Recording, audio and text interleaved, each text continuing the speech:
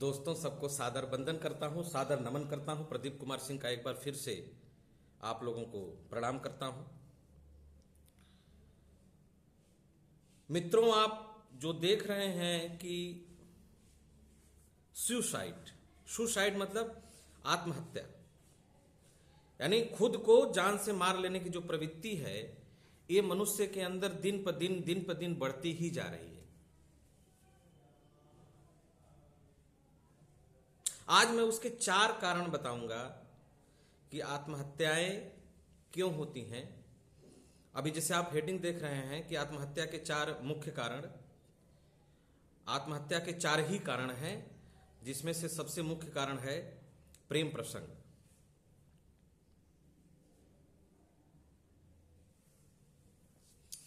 तो जो समस्या है ये जटिल क्यों हो रही है, ये बढ़ती क्यों जा रही है, इस पर विचार करने की बात है। तो दोस्तों, सबसे पहला कारण जो मैं आपको बताने जा रहा हूं, वो पहला कारण है निज महत्वाकांक्षा। निज महत्वाकांक्षा मतलब सेल्फ एम्बिशन।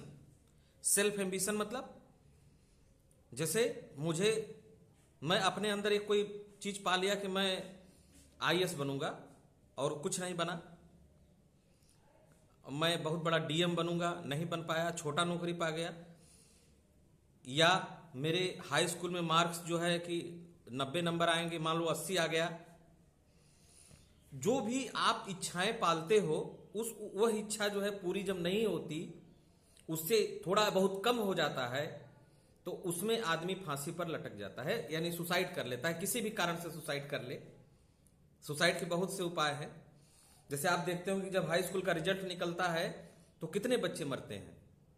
ऐसे आप देखते हो कि कोटा में कोई इंजीनियर नहीं बन पाता, डॉक्टर जो है कोटा में कोई इंजीनियरिंग नहीं निकाल पाता या वो नहीं कर पाता, तो भी बहुत ज्यादा लोग कहते हैं कि इंजीनियर छात्र मर गया। अभी तो एक नीट में जो टॉपर लड़का था वो मर गया। तो ये बहुत बड़ा कारण है सेल्फ एम्बिशन, निज महत्वाकांक्षा। मतलब हम जो सोचते हैं वह जब पूरा नहीं होता है तो हम सुसाइड कर लेते हैं। पहला कारण यही है, सेल्फ एम्बिशन, निज महत्वाकांक्षा। और जो दूसरा कारण है वो है पारिवारिक उपेक्षा, यानी फैमिली द्वारा प्रताड़ित करना, फैमिली द्वारा उपेक्षित करना, फैमिली द्वारा भाव न देना। भाव न देना मतलब फैमिली द्वारा इज्जत न देना। बच्चा कितना हूं अच्छा कर रहा है, कितना हूं सब कुछ बढ़िया कर रहा है, लेकिन उसको इज्जत नहीं दिया जा रहा है, उसको अटेंशन नहीं दिया जा रहा है, उस पर ध्यान नहीं दिया जा रहा है, उसको लव नहीं किया जा रहा है, उसको प्यार नहीं दिया जा रहा है। तो इसमें कोई भी पर्सन या कोई भी बच्चा ये सोचेगा, अरे यार ये जिंदगी ही बेकार है, कचड़े की तरह है, कचड़े की तरह जो है आए हैं, एक दिन चले जाएंगे, कोई हमको इज्जत नहीं दे रहा है। मान लो कोई भी आदमी काम करता है, मैं एक दिन इस पर एक वीडियो भी बनाया हूं कि कोई आदमी काम करता है तो खुद उसको कोई चाहे, अटेंशन के लिए काम करता है। मान लीजिए कोई बहुत अच्छा काम करके गया और जो है उसको कोई भाव ही नहीं दिया, उसको 2 कौड़ी का समझ लिया। तो जब भाव नहीं दिया जाता है, उस अवस्था में मनुष्य आत्महत्या की ओर अग्रसर होता है। तो सबसे पहला कारण तो है निज महत्वाकांक्षा, दूसरा कारण है फैमिली, परिवार की उपेक्षा, तीसरा कारण है सामाजिक उपेक्षा। समाज में मान लो कोई लड़का पढ़ रहा है, अरे ये तो कलेक्टर बनेगा, अरे ये तो इंजीनियर बनेगा, अरे ये तो डॉक्टर बनेगा। अब मान लो नहीं बन पाया, किसी कारणवश कोई ऐसी घटनाएं घटनी जिसके कारण वह नहीं बन पाया, तब कहेंगे अरे यार बहुत बड़का अपने को बनता था, जो है देखो क्या स्थिति इसकी हो गई।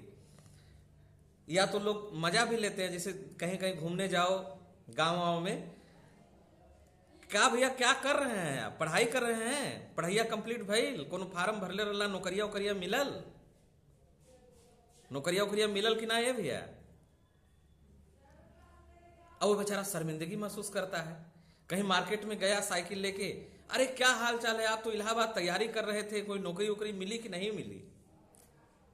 अरे यार पढ़ लिख के बेकारे हो गईला लगत है। एक तो इधर परिवार का उपेक्षा, दूसरा समाज का उपेक्षा। कभी कभी व्यक्ति तीनों चीजों से झूलता है, तीनों चीजों से झूलता है। जो प्रतियोगी परीक्षा की तैयारी लड़के कर रहे हैं उस चीज को जानते हैं। मैं भी किया था, ऐसा नहीं है। मुझे भी ये सारी चीजों से, इस दर्द से गुजरना पड़ा। लेकिन इस दर्द से गुजरने के बाद ही ये समझ में आया कि नहीं, अपना जीवन ही सब कुछ है। मस्त रहो, व्यस्त रहो, स्वस्थ रहो। कौन क्या सोचता है, हु केयर्स, कौन क्या सोचता है आपके बारे में, उससे क्या मतलब है, उसको ज्यादा ध्यान देना नहीं है। तो सामाजिक उपेक्षा की बात जब आती है तो समस्या पैदा होती है। यानी पहला, आत्महत्या का कारण क्या है?